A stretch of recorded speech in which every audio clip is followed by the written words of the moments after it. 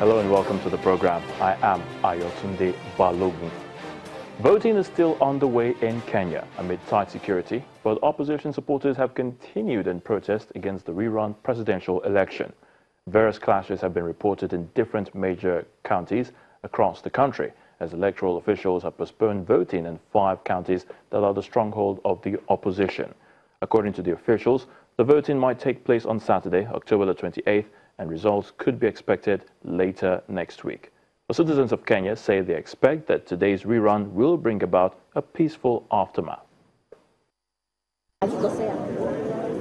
It's the D-Day as Kenyans across the country made their way to polling stations to cast yet another vote for a new president. In Nairobi, voters in the business districts formed small queues early in the morning to vote in a divided presidential election. In the slums of Kibera and Mathari, protesters set fire at a church with fire bombs. In Kisumu and other opposition strongholds, the supporters came out in their numbers, heeding to his call to not participate in the election. At least 1 person was killed and 5 others injured as police used tear gas to disperse protesters. Our leader, Raila Amolo Odinga, he told us yesterday not to vote. And I want to issue a message, and I'm saying this.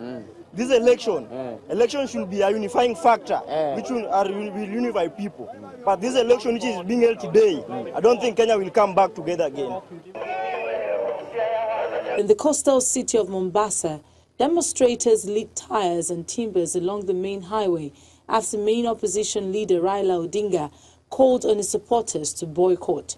Meanwhile, only 3 electoral officers out of 399 showed up for work in the Western County. The officials say they were absent for fear of intimidation. President Uhuru Kenyatta also casted his vote. He urged citizens to turn out in their numbers to vote, saying that the country was tired of electioneering. The message is that Kenya is proving that our democracy is maturing. Not only maturing, it has matured. Kenya has proved that it is able to go through presidential election nullification, accepted, and given Kenyans another opportunity to get back to the ballot and once again decide on who their leader shall be. In what is believed to be a bold move, Chief Justice David Maraga also casted his vote. He made history when he, along with 3 of his colleagues, annulled the August presidential election that brought about today's rerun. He said he was prepared to pay the ultimate price to protect the rule of law, criticizing attempts to intimidate the judiciary from protesters who were unhappy with the Supreme Court's ruling, which declared the poll invalid, null and void. As the world watches Kenya, its citizens are hopeful that all goes well after the results are eventually announced. At least 50 people have died in political violence since the August bailout, evoking unwelcome memories of the aftermath of a disputed 2007 poll where more than 1,200 people were killed. Now, for more on the Kenya elections, I'm now joined on Network Africa by our guest, Achike Chude, who is an African affairs analyst. Mr. Chude, you're welcome to the program. Thank you. All right, it's D-Day. The elections are finally here. Voting is ongoing in Kenya. Tell us, what can you make of the country's electoral process so far? Well, I mean, it's been it's not been too easy since the Supreme Court came up with that landmark and unprecedented judgment nullifying the election itself. It sent shockwaves across not just in Kenya, Africa, and the globe. And of course, there was something positive about that. I mean, the thinking then was that if the Supreme Court in Kenya, in an African country, can declare an election won by the incumbent, illegal, I mean, or a nullity, that perhaps it signals, a signpost for something positive in Africa.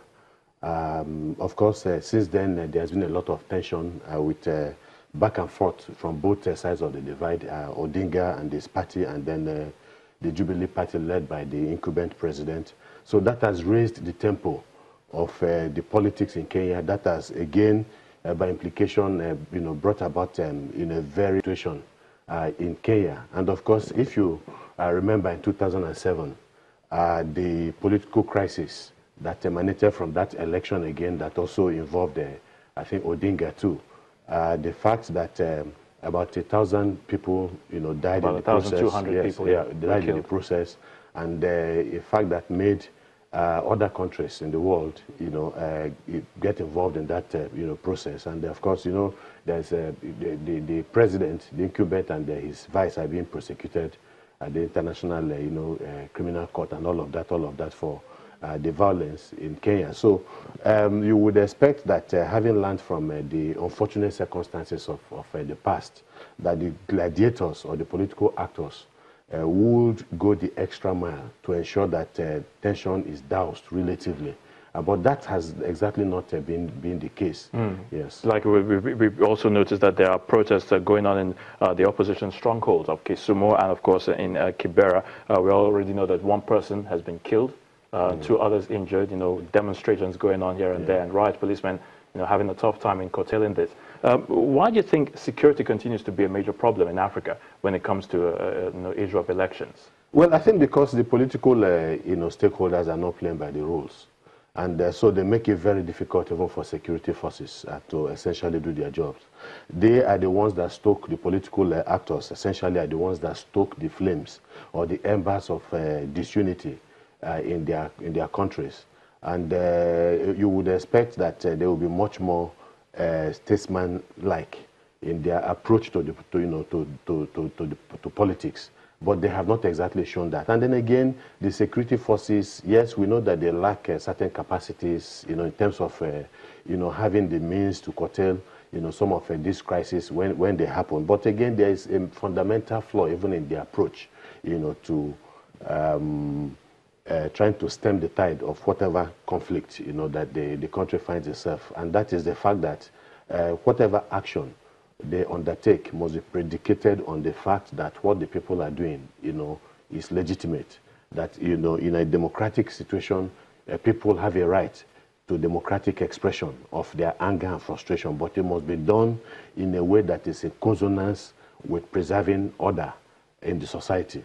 You understand? So even when they get out of hand sometimes, there is always minimal force that is required. There are always rules of engagement that should be followed. You understand? And instead of using, and again, this issue, this constant resort to using a lethal weapon, in lethal fire, when the citizens who are not armed in most cases, or even if they are armed, they are marginally armed, in most cases, is something that that is reprehensible, something that should be condemned. Okay. Yes. Now let's talk about Raila Odinga. Of course, he's already said that he's not going to be part of this rerun election. Now, do you think he's shot himself in the foot by withdrawing from a most from the unfortunate attitude on his part, I think.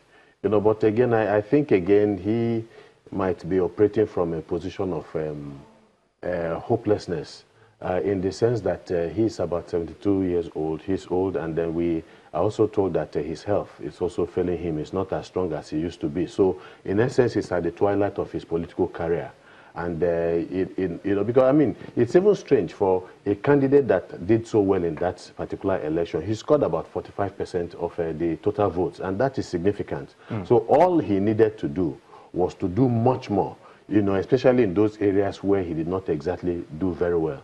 The possibility, yes. Yeah, so let's quickly talk about President Uhuru Kenyatta, of course, on a lighter note. I mean, it's his birthday today, and do you think luck will smile on him in the elections? Because as far as he's concerned, he wants to go on with this process. Well, I think that luck has been provided for him by Raila Odinga's decision to boycott that election. You just mentioned that again. I mean, he is the only person that would have given him a run for his money.